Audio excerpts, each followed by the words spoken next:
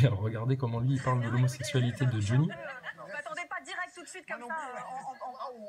Donc vous êtes en train de me dire que la mafia a racketté Johnny en le menaçant de révéler une supposée homosexualité. Alors, il y avait des photos.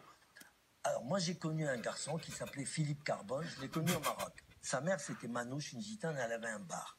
Et son mari c'était... Regarde, lui il commence déjà à avoir envie de dégueuler. Lui, lui il est choqué, elle sait pas ce qu'il faut faire, elle sait pas où regarder, et lui, wow. Lui c'est le pire. Lui putain il va faire une syncope le pauvre. Oh là là, mais putain si t'étais pareil au courant de ce qui se passe dans les coulisses du pouvoir. Oh mon pauvre enfant.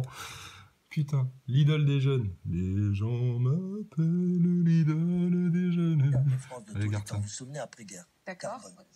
Lui était homosexuel, alors c'était une vraie petite folle. Mignon comme... Mais attention, on peut pas dire une petite folle. Lui c'était une petite folle. Non, mais on peut pas dire des choses comme ça. Et les gens se marrent, hein, parce que pareil, votre délire LGBT dictatorial, hein, parce que c'est la dictature du LGBTisme hein, en ce moment. Enfin, plus maintenant, hein, parce que là, on va passer à autre chose. Hein. On n'a plus le temps de s'emmerder avec ces affaires de « Oh là là, shocking !» Oh, pas shocking, il n'y a pas d'homophobie en France, faut arrêter. Putain, oui, il y a encore des putains de cons d'homophobes à la con. Mais putain, faut arrêter, stop. L'autre, il se lâche, c'était une petite folle, ouais. Bah oui, il te décrit la situation au mieux. Voilà, c'était une personne qui avait une orientation sexuelle. Mais elle est choquée, tu sais, parce qu'elle, c'est la télé, tu vois. À la télé, t'as plus le droit de parler, t'as plus le droit de rien dire, t'as plus le droit de... C'est pour ça que les gens vont plus la regarder de toute façon, parce que vous êtes tellement consensuels et tellement cons. Ils sont choqués. Je parle pas de Johnny, je parle de Philippe Carbone. Mais ah ouais, bah attends, parce que attends, si tu commences à dire que Johnny c'était une folle, attention, Poupeau.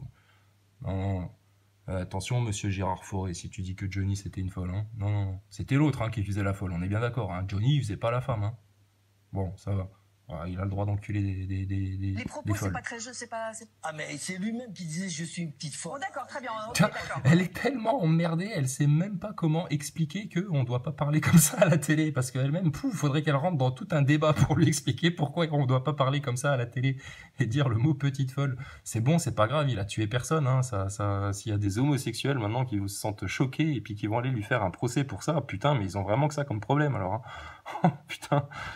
Et alors lui, regarde-le, lui. Lui, il est choqué. Tu te rends compte que ça vient d'un autre âge. Tu sais, il est, oh là là, mais quel rustre. Tu sais, c'est un mec qui sort des bois, en fait, pour ce mec-là. On avance.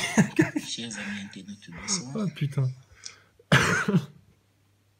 Ouais, ça c'était trop bon, quoi. Ouais, c'était la petite pause rigolade, parce que là, on va plus rigoler maintenant. Ah bah non, Macron, on va plus rigoler du tout.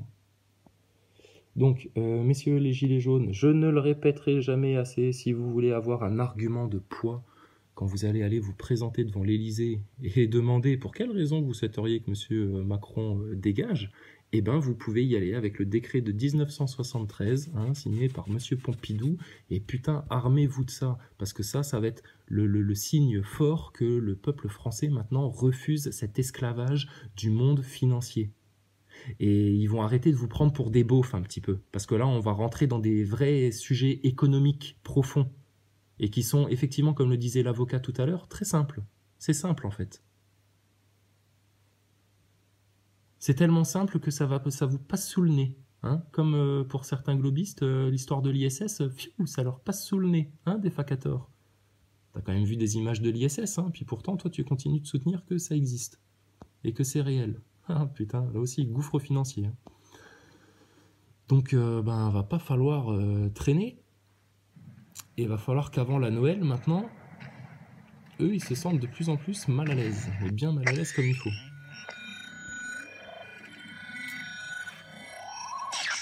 Au pied. Bon, puis après, j'arrêterai de faire des commentaires sur le Zap Actu, hein, parce que... putain... Ils font tellement bien le boulot déjà qu'il n'y aurait même pas besoin de faire de commentaires. Hein. C'est très bien monté leur zapping. C'est le champ de Mars qui a été choisi par les autorités. Il doit accueillir quelques 30 000 gilets jaunes. Le champ de Mars répond probablement mieux que d'autres lieux dans Paris à ce critère. Oui, 24 hectares, il y a de quoi noyer une foule de plusieurs milliers de personnes.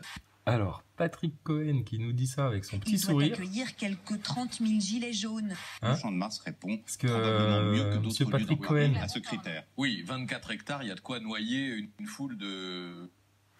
hein, avec son sourire presque non dissimulé, c'est aussi des cerveaux malades, les gilets jaunes, Monsieur Patrick Cohen, ou ça va? Vous qui êtes neurologue, en plus d'être présentateur télé. C'est bizarre le terme qu'il emploie pour noyer une foule de... Tu vois, ça c'est le petit sioniste, ça. Lui, il a du sang de sioniste qui coule dans ses veines. Il est pas juif, hein. Il dit qu'il est juif, mais il est pas juif en fait. Il croit pas en Dieu, ce mec-là. Il a jamais cru en Dieu de sa vie. Lui, c'est juste un petit sioniste. Et les gilets jaunes, que les Français, les Gaulois, hein, toutes races confondues, toutes religions confondues, commencent à ouvrir leur gueule contre le gouvernement qui sert tellement bien la soupe au sionisme, en même temps qu'il sert la soupe à Pépé Rothschild. Ah bah alors toi, ça te donne des jolies petites rides souriantes au coin des yeux. Oh, ça te ferait rêver, hein, de voir les gilets jaunes se prendre un attentat dans la gueule. Puis toi, tu viendrais continuer à commenter ça pour les Français. Espèce de salaud, là. Sale salaud. Plusieurs milliers de personnes. Il est content, il serait content que ça se passe. Connard. Et puis quoi encore? Ce n'est pas au gouvernement de décider qui doit manifester et où on doit manifester. Tout à fait, tout à fait. Et ce n'est plus au gouvernement de décider ce que vous devez bouffer et pas bouffer. Et ça n'est plus au gouvernement de décider quel type de carburant vous devez mettre dans vos moteurs diesel, parce que si tu veux, tu peux mettre presque de l'huile de friture. Ton moteur diesel, normalement, il est censé tourner, où il y a moyen de s'arranger. Hein, mais ça, t'as pas le droit de le faire. Si tu modifies ton moteur ou quoi que ce soit, t'as des amendes. Puis il y a même des gens qui ont développé des moteurs magnétiques qui fonctionnent très bien, il n'y a plus besoin de carburant. Mais ça, les brevets, par contre, ils sont pas distribués par l'industrie automobile. Ah bah non, surtout pas, parce que ça va tellement main dans la main avec l'industrie du pétrole qu'il faudrait surtout pas que vous découvriez qu'il y a moyen de faire rouler des voitures avec autre chose que de l'essence et du pétrole. Mais ça, les gilets jaunes, ils vont en prendre conscience aussi de tout ça. Hein. C'est, hein, le peuple est au courant, il est mieux informé que les médias qui essayent de l'informer, c'est grave. On va pas aller à cet endroit-là, non. Je sais pas d'où vient cette information, mais autour de l'Elysée, de toute façon. Dissuaderont cette manifestation. Autour de l'Elysée, de toute façon, voilà. Voilà, c'est là qu'il faut aller. Hein, autour de l'Elysée, très bien, c'est là qu'il faut aller.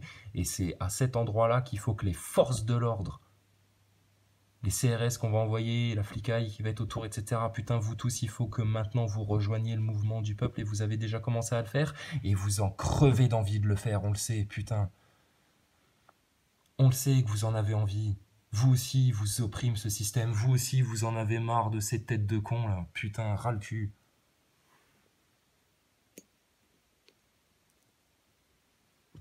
Et on n'est pas en mai 68, hein, dans un mouvement Cohn-Bendit et tout le bordel. Non, non, non, là, putain, c'est le peuple qui a des vraies revendications économiques, sociologiques, écologiques.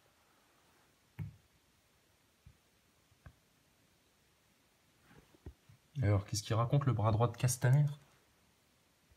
Qui empêchera de toute façon les manifestants. Un bouclage de la place. Bien sûr, le périmètre ne sera pas accessible, et donc il y aura des forces de l'ordre qui dissuaderont cette manifestation.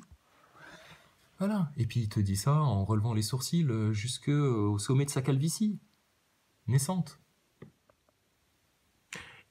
Et malgré son petit ton mielleux qui fait partie de son outil de manipulation psychologique, hein, de prendre un petit ton mielleux comme ça pour te dire quelque chose de très grave, il te dit quoi? Il te dit, les forces de l'ordre seront là pour dissuader. Donc il te dit clairement ils vont vous envoyer, messieurs, dames, des forces de l'ordre, voire de l'armée française, pour dissuader le peuple. Le dissuader. Pas pour le protéger, il vous envoie pas pour protéger le peuple, il vous envoie pas pour aller le sécuriser, il vous envoie pas pour éviter que ça parte en couille, etc., qu'il y ait des gens qui se renversent en bagnole et tout, il n'y a pas assez d'accidents de la route en France. Non, ils vont aller pousser les forces de l'ordre à dissuader les manifestants. Ils le disent, bordel. Ils s'en cachent plus, c'est comme les chanteurs là américains avec leurs signes Illuminati, ils s'en cachent plus ces mecs-là, putain, et après on vient parler de théorie du complot. Mais ça fait des années qu'on vous le crie aux oreilles. Donc vous entendez les mots qu'ils emploient? le but, il n'est pas de sécuriser. Donc quand Castaner, il raconte à l'Assemblée nationale que oh là là, la sécurité de nos concitoyens, vous vous rendez compte, etc. Foutage de gueule, putain.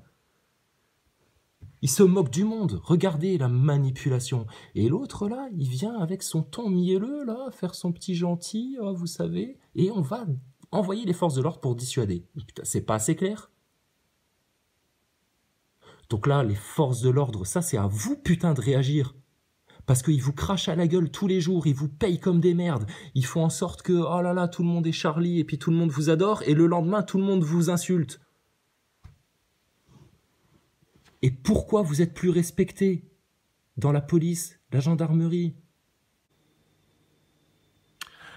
C'est parce que, en fait, ce que les gens ne respectent plus, c'est l'État, ce gouvernement menteur, qui n'arrête pas de faire des promesses et vous entube, nous entube encore plus. Et les jeunes des cités, ils n'ont pas la haine contre le flic forcément, ils ont la haine contre ce système de merde. Donc la police, en fait, arrêtez de servir de bouclier pour ces gens-là, parce que vous allez vous faire mal pour rien. Et en fait, vous ne serez pas en train de défendre ce pourquoi vous vous êtes engagé, justement. La nation française.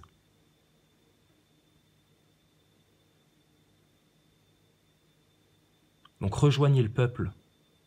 Et il va y avoir des intellectuels, des vrais intellectuels, pas des PHL à la con, des vrais intellectuels qui vont venir là-dedans et qui vont maintenant apporter des vrais outils solides pour aller mettre en culotte tous les journalistes de BFM là, sur leur plateau de télé. Et que vous alliez pu vous faire la peine d'aller chez Cyril Hanouna pour parler des gilets jaunes. Parce que c'est plus les gilets jaunes là maintenant. Là c'est le peuple en fait.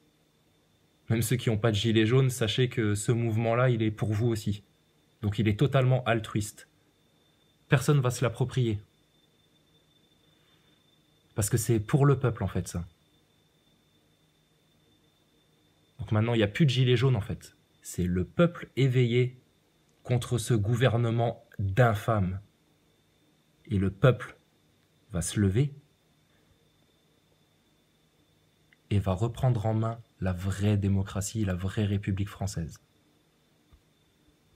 Et on va savoir le faire et on va y arriver. Et tous ceux que ça casse les couilles, les gilets jaunes sur les routes, etc., ça leur casse bien les couilles, mais putain, ils sont quand même d'accord avec vous. Hein. Donc, pas d'inquiétude. Il n'y aura pas de dissension dans le peuple français. Et leurs attentats, leurs manipulations pour foutre la merde, etc., on les voit venir à 100 000. Donc plus ils vont en faire pour vous en empêcher, plus ça va se voir, plus de toute façon ils vont être en culotte courte. On peut les plier en 15 jours. Avant Noël, ça peut être réglé, hein. Sérieux. Hein. Donc go ahead, gilet jaune, go ahead, gilet jaune, go ahead, gilet jaune. Allez-y, allez-y. Intelligemment, sereinement et sans pitié, fermement et calmement, par le verbe. Heureusement que les forces de l'ordre sont là quand il y a des accidents de la route. Mais on pousse les gens à détester les forces de l'ordre. C'est toujours, voilà, c'est le chiffon qu'on met devant, tu vois, voilà. Comme ça, le torero, hop là, t'as vu, il te fait les esquives. Et les forces de l'ordre, elles servent à ça, tu vois. Comme ça, le pouvoir derrière, il finit toujours par s'en sortir. Seulement là, comme ils ont conscience, eux, que le peuple prend conscience, et partout dans le monde, hein, il n'y a pas qu'en France, mais la France, ça peut être un super point de départ. Eux, ils ont conscience de ça. Donc là, maintenant, leurs deux seuls échappatoires, maintenant, c'est soit de provoquer une troisième guerre mondiale, soit de provoquer du chaos. Et dans leur chronologie, parce que tout ça est planifié, c'est provoquer bien le chaos d'abord, hein, dans les peuples, dans les nations, etc., que ce soit bien le bordel. Venir te rajouter une putain de guerre mondiale là-dessus, ouais, c'est planifié ça. Allez demander à Macron, il doit être au courant de ça.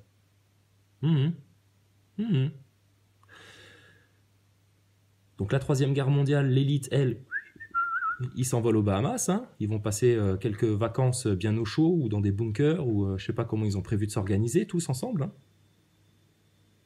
Et puis quand tout ça c'est fini, hein, quand il y a eu bien le bordel, ils reviennent en sauveur. Oh, regardez, la barbarie, le populisme, le bas peuple, c'est à cause de eux le chaos. Oh là là, vous vous rendez compte?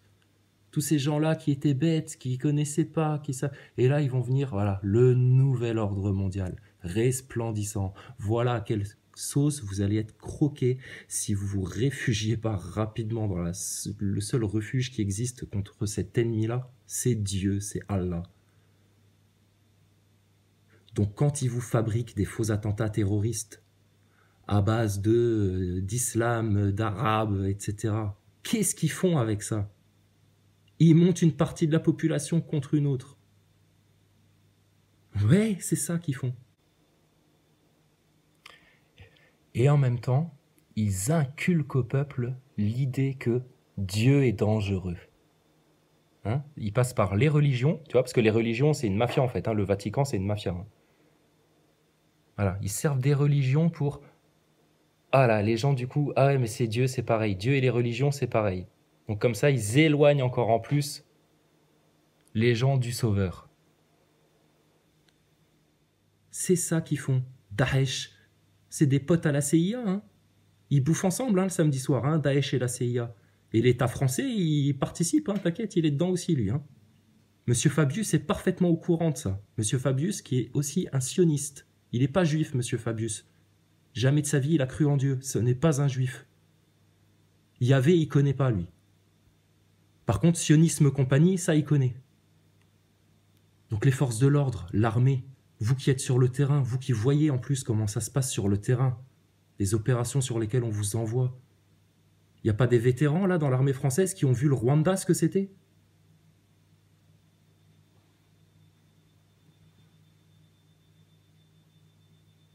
Et depuis toujours, toutes les guerres ont toujours été fomentées par les gens qui étaient au pouvoir. La première guerre mondiale, combien de millions de morts? Ça a été organisé par une petite élite, notamment financière. Oh tiens. Deuxième guerre mondiale, pareil. Pareil, renseignez-vous sur l'histoire. Qui a prêté aux nazis pour qu'ils sachent, puis ils prêtaient en même temps à l'autre camp d'en face, puis ils disaient « Oh là là, regardez, eux, ils ont acheté plus d'armes que vous. Oh, vous devriez emprunter encore plus. On va vous faire des taux d'intérêt. Oh, scandaleux. » Voilà l'histoire, ce que c'est.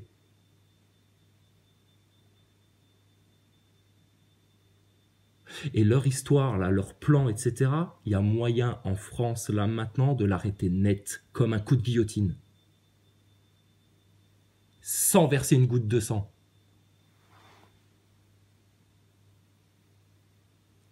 Et c'est la dernière chance. Et là, c'est de la responsabilité de tous les Français de la saisir.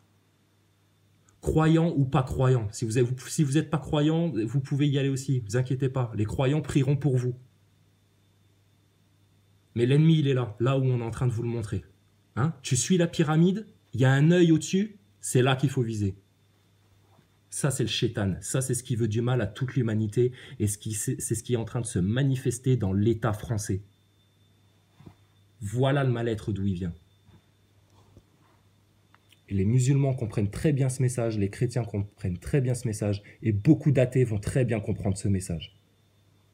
Donc votre nouvel ordre mondial, Attali, BHL et compagnie, vous le pliez en quatre, vous vous le foutez dans le cul. Et votre troisième guerre mondiale, c'est niet. T'entends ça? C'est niet. Et je pense que Dieu saura nous amener à interpréter ces prophéties différemment. Mais je pense qu'il nous laisse vraiment une chance de pouvoir éviter justement le cauchemar qu'on nous avait prévu pour la fin. On n'est pas obligé en fait de l'avoir ce cauchemar. L'apocalypse, la révélation, les révélations, elles peuvent se faire sans heurts, ça peut être juste un rêve dont on se réveille. Et on ne sera pas en désobéissance envers Dieu, envers les projets de Dieu, envers le plan de Dieu.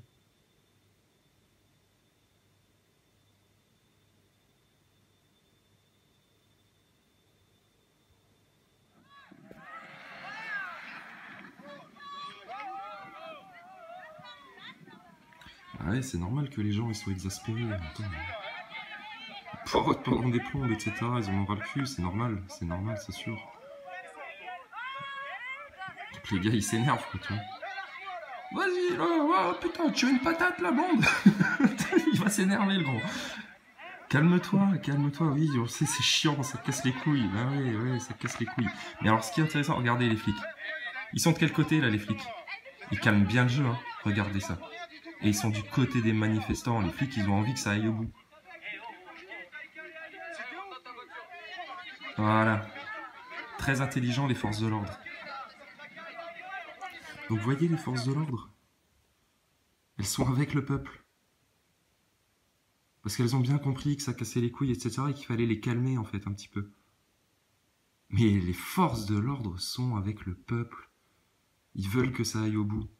Alors maintenant, il n'y a plus à se poser de questions. Hein. C'est Macron, samedi, il dégage. Décret de 1973 sous le nez. Et ciao, ciao, Macron. Tu te casses vite fait. Qu'on soit plus obligé de bloquer les gens comme ça. Et de leur casser les couilles. Naissante. Mais putain, mais les forces de l'ordre, mais c'est facile, toi, monsieur costard cravate, les forces de l'ordre, allez là-bas, tapez sur eux. Maintenant, repliez-vous. Maintenant, tapez là-bas. Non, un peu plus fort. Voilà. Non, moins fort quand même, moins fort. Mais tapez-les quand même. Voilà, c'est bien. Tapez encore, stop. Voilà ce qu'ils font. Et ça, les flics, les forces de l'ordre, les CRS, l'armée, la gendarmerie, devraient continuer à obéir à ça gentiment comme des petits caniches. Mais c'est fini, ça. Fini.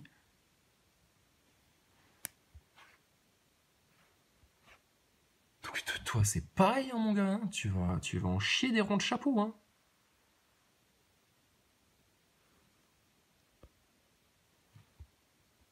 Je suis là pour vous remonter les revendications. La revendication première du peuple, c'est soit une dissolution de l'Assemblée nationale, soit un référendum. Parce qu'on en est là. Ça n'a plus rien à voir avec le carburant. Voilà, tu vois, ça les choque. Ça les choque. Parce qu'au départ, c'était parti de la vie trop chère, carburant trop cher, etc. Là, maintenant, ça n'a plus rien à voir avec les carburants. Ouais, effectivement. Et ça va bien s'élargir. Hein. On va plus parler que du carburant, là. Non, non, c'est profond. On va aller en profondeur, là, dans le système.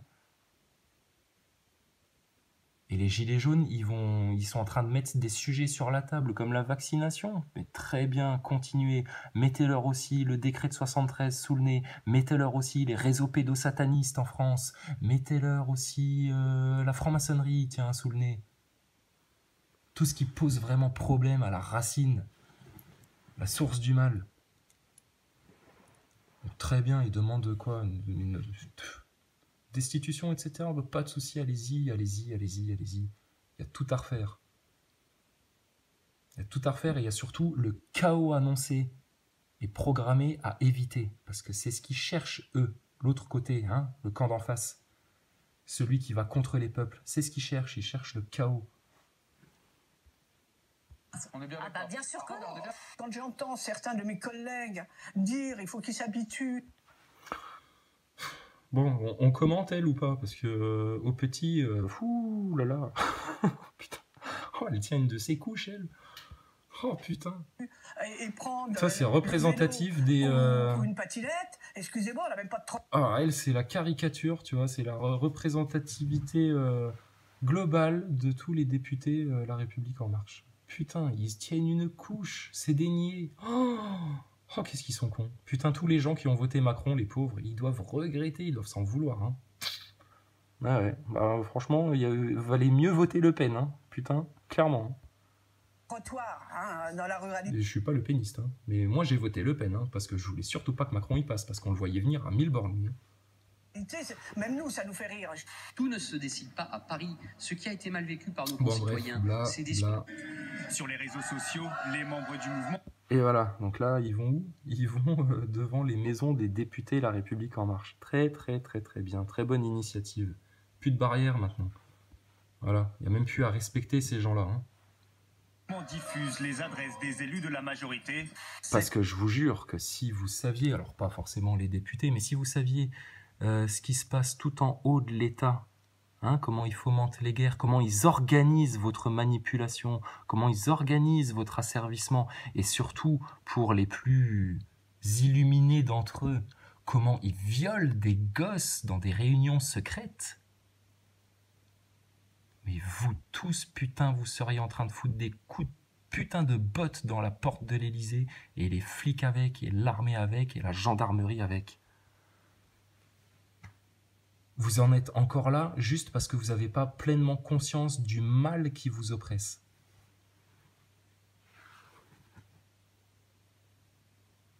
Mais ce mouvement-là, il va permettre justement à certaines informations de bien circuler et d'être dites haut et fort.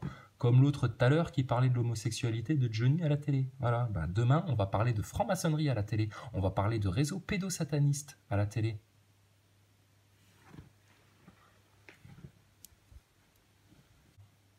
Alors voilà. Édouard Philippe face aux maires. Les maires aussi, c'est pareil. Ils en ont ras-le-bol, ras-le-cul